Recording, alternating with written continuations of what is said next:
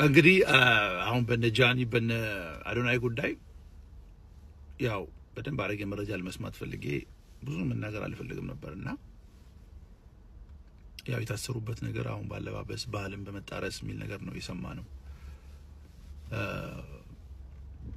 እነዚህ ልጆች እንግዲህ ለረጅም ጊዜ ሶሻል ሚዲያ ላይ አዲስ ለውጥ ያመጡ ነውጥ የፈጠሩ ልጆች ናቸው።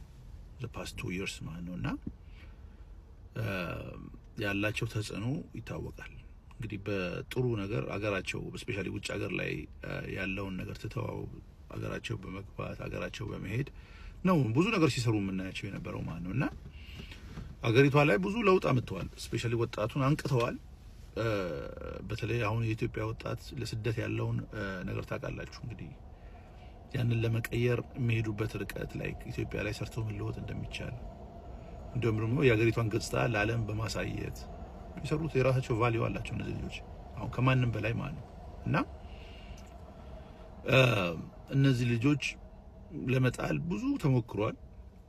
ከመንግስት ጋር ለማጋጨት ብዙ የሚሄዱ ሰዎች አሉ። ላይክ እኛ ብቻ እንደደመጥ የሚሉ በተለይ እዛ ሀገር ላይ ረጅም ዓመት የኖሩ ትልልቅ ሰዎች የሚባሉ እንደነሰመራ አይነት ብዙ እነዚህ ልጆች ሲቃርኑ ትሰማላችሁ ማለት ነው። ምንም አይነት የሆነ የዘመነ ወጣት እንዳይኖር ወጣቱ እንዳያነቃ እነሱ ብቻ በሚፈልጉት ልክ ባህልን እያሉ ሴትን እያሉ ላይክ ባህልን ሴትን ማንንም ማክበር ይፈልጋል። ማንንም ኢትዮጵያን ይወዳል ባህሉን ማለት ነው።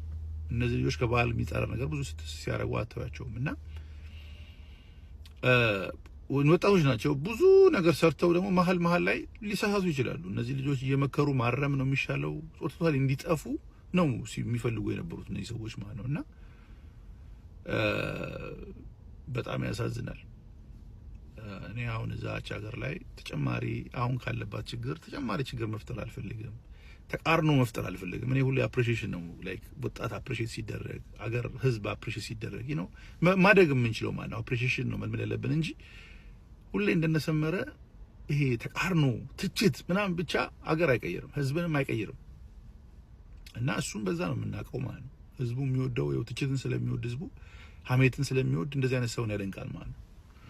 ሶ አሁን እነዚህ ልጆች የሰሩት ስራ አለ፣ ያጠፉት ጥፋት ሊኖር ይችላል። ካለም ላይክ ያን ያህል የከፋ ችግር ከነሱ በላይ ችግር ሲፈጥሩ የነበሩ ልጆች ነበሩ ኢትዮጵያ ላይ። አሁን እነ ሞን የሚባል ልጅ ሴት ልጅን ሲያዋርድ የነበረ ልጅ ነው። አሁን ተቀይሮ ሊሆን ይችላል።